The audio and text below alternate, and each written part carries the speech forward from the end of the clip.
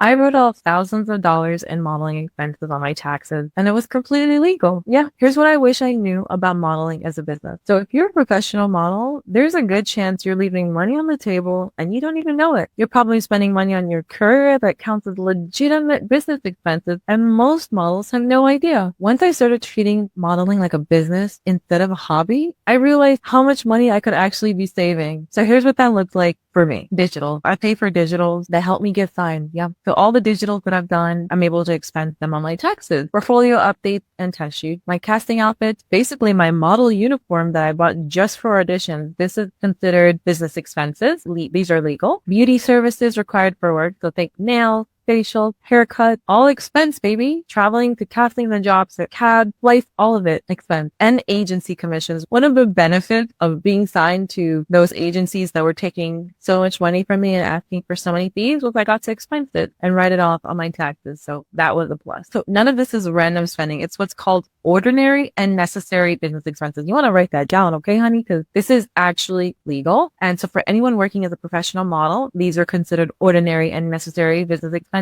And there's actually more. There's not just these that I mentioned. There's 23 more. So that's exactly why it's so important to keep your receipts and work with a good tax professional. I pay for a good tax professional, and it's one of the biggest and best investments I've ever made, and also something I write off on my taxes. So I definitely wish someone told me this sooner. It changed how I looked at every dollar I spent on my career. So if you want the full list of 23 expenses I've learned can be tax deductible and are legal, so can be written off on your taxes, comment right off, and I'll send it your way.